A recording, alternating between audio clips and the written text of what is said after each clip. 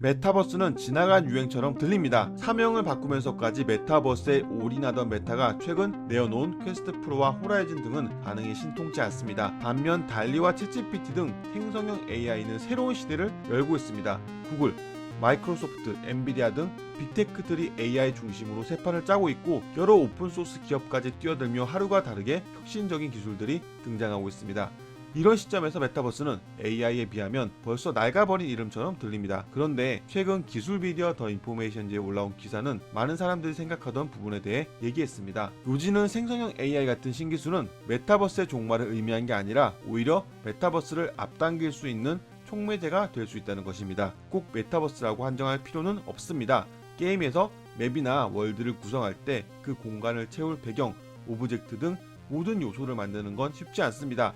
여러 모델링 툴을 이용해서 새로운 오브젝트를 만드는 건 상당히 고급 기술이고, 그걸 우리가 사는 현실 세계처럼 다양하고 디테일하게 채우는 것은 그 자체만으로 상당한 노력이 드는 일입니다. 하물며 정해진 맵이나 월드가 아니라 제한되지 않는 다양한 공간에서 누구나 들어와서 자기만의 아바타를 가지고 소통하고 움직이는 것은 그 공간을 채울 오브젝트를 만드는 것만 해도 메타버스가 가능하기 위한 장벽처럼 여겨집니다. 여기서 생성형 AI가 촉매제가 될 수 있다는 얘기는 과장이 아닙니다. 구글, 엔비디아, 오픈 AI 등 수많은 기업들은 이미 3D 오브젝트 생성을 위한 AI를 선보였습니다. 이미지 생성 AI로 유명한 미드저니 역시 텍스트를 3D로 변환하는 모델을 개발 중입니다. 이런 생성형 AI의 성능이 어느 정도 수준에 이른다면 유니티나 언리얼 엔진을 활용해 월드를 만들 때 그 공간을 다양하고 매력적인 오브젝트로 채울 수 있습니다. 최근 언리얼 엔진 5.2에 추가된 PCG 같은 기능으로도 굉장히 디테일한 자연 환경을 순식간에 채울 수 있습니다.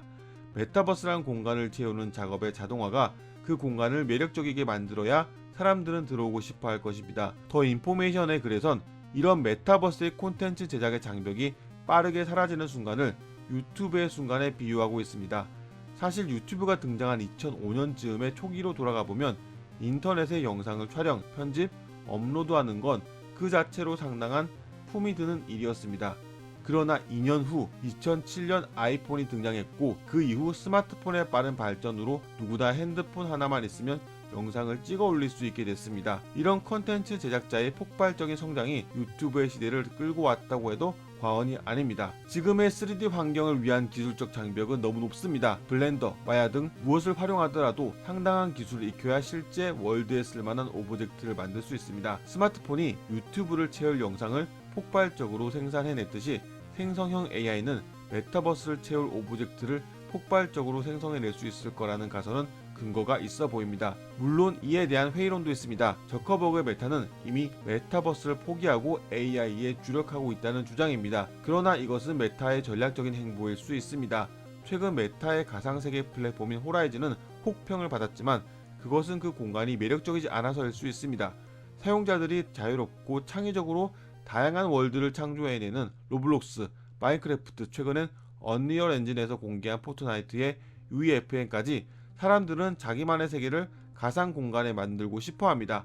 단지 기술적 장벽이 있을 뿐이지만 생성형 AI가 그 장벽을 낮추는 촉매가 될 거란 주장이 더 설득력 있어 보입니다. 애플에서도 곧 열리는 WWDC에서 새로운 AR, VR 헤드셋을 출시할 거란 얘기가 들리고 있습니다. 애플이나 메타는 게임을 위한 헤드셋을 만들려는 게 아니고 스마트폰을 이을 다음 디바이스로 현실과 연결되는 AR 혹은 MR 헤드셋을 선점하기 위해 투자하고 있습니다.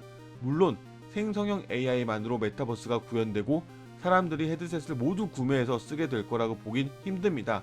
저커버그가 더 버즈와의 인터뷰에서 언급한 향후 5년간에 직면할 힘든 기술적 장벽들은 더 남아있습니다. 지금같이 무거운 헤드셋에서 더 가벼워지기 위해서 배터리 문제도 해결해야 하고 디스플레이와 컴퓨팅 성능도 담보되어야 하며, 그리고 실시간으로 많은 사람들이 공간과 서로의 아바타의 움직임을 공유하기 위해선 네트워크 기술도 더 발전되어야 할 것입니다. 그러나 무엇보다 누구나 스마트폰을 가지며 찍는 영상으로 유튜브를 채울 수 있었듯이 누구나 생성형 AI로 만든 월드로 메타버스를 채울 수 있다는 건 확실히 메타버스의 중요한 조건 중 하나라는 건 부인할 수 없을 것 같습니다. 다음에도 흥미로운 이야기로 찾아오겠습니다. 다큐로스였습니다.